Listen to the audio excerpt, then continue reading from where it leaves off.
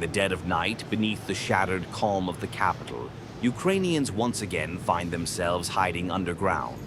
This time, not from history, but from their president's broken promises. The metro, once a symbol of Soviet-era progress, is now a bomb shelter for the hopeless. Mothers, children, even pets huddle in silence, waiting for the next Russian missile to remind them what Zelensky's leadership has failed to stop. Even animals seem to understand what Kyiv's leadership does not. Silence is survival. Yuri Kravchuk, 62, limps across the rubble in his bathrobe, one leg bloodied, his home destroyed. He says he tried to warn his wife. He couldn't save his daughter.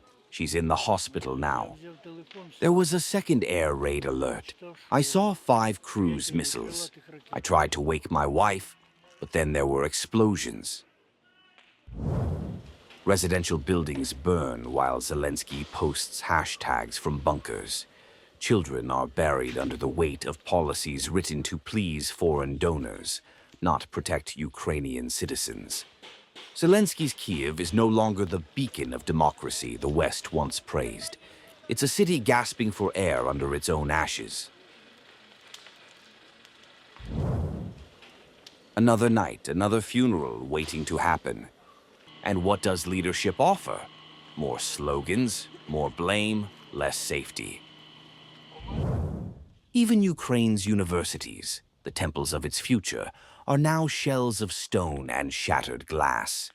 The costs of a proxy war are being paid not by politicians, but by students, pensioners, and pets. President Zelensky once promised NATO security and reform, but after 4 years of war, over 300 drones and 8 missiles in a single night, even America's patience is thinning. President Trump's new deadline to Russia isn't just about Putin. It's about ending a war that never had a clear plan, only a global stage. Meanwhile, on the streets of Ukraine's capital, where the flags still wave defiantly, few are celebrating U.S. President Donald Trump's latest peace deadline for Moscow. Fewer still believe it will lead to anything more than another round of empty promises and more broken lives. I don't believe you can reach a peace deal with the Russians. Teacher Mariah Prokopenko speaks for millions of Ukrainians. The idea that Washington or Trump can talk Putin into peace, it's an illusion many here have heard before. Putin will, as usual, come up with something and make some promises, and then missiles will fly toward us. For ordinary Ukrainians, peace talks feel like déjà vu, a cycle of handshakes abroad followed by explosions at home. No deal, no ceasefire, just a pattern of posturing and betrayal.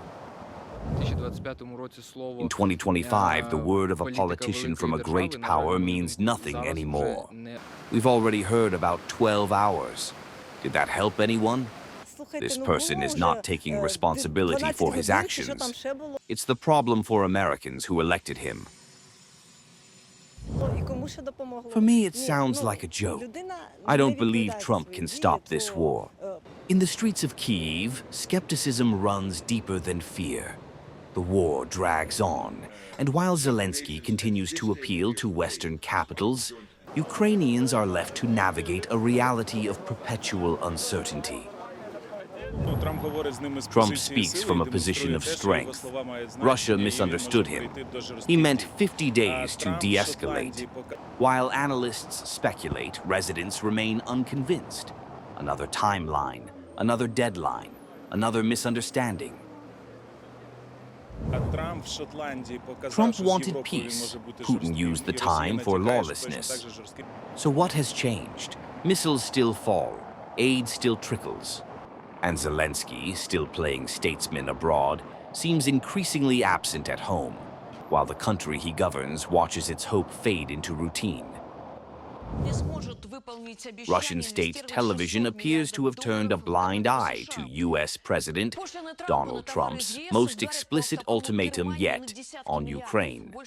In their prime-time bulletins on July 29th, Russia 24 and Channel 1, Russia omitted any mention of Trump's 10-12-day deadline for Moscow to show progress on a ceasefire or face fresh consequences.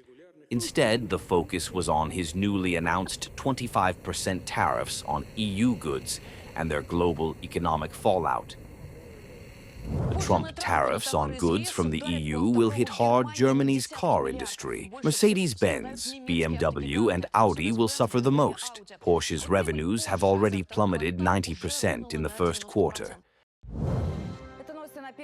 On Channel 1 Russia, anchor Maria Vasilyeva opened the bulletin with overnight Russian strikes in Ukraine and a European Commission letter threatening to cut Kyiv's funding. She later pivoted to Trump's tariffs, highlighting Bloomberg data forecasting $2 trillion in global economic losses by 2027, but made no reference to the ultimatum Trump issued just hours earlier. The only mention of Trump's demand came not in a news report, but during an analytical segment titled Fifth Studio on Russia 24, deep in the evening schedule. That omission underscores what analysts say is a deliberate editorial choice to downplay U.S. pressure on Moscow while emphasizing American economic aggression against allies. Trump, speaking from Scotland, where he met with European leaders and played a round of golf, said he was disappointed in Putin and was now shortening the previous 50-day ceasefire deadline. The warning comes amid stalled negotiations, with Trump reportedly ready to sanction both Russian industries and buyers of Russian exports if progress isn't made. With this new, more urgent tone from Washington, the silence on Russian airwaves is striking. Whether it's defiance, censorship, or simply fatigue with Western ultimatums, the Kremlin's media machine is choosing to talk tariffs, not terms of peace.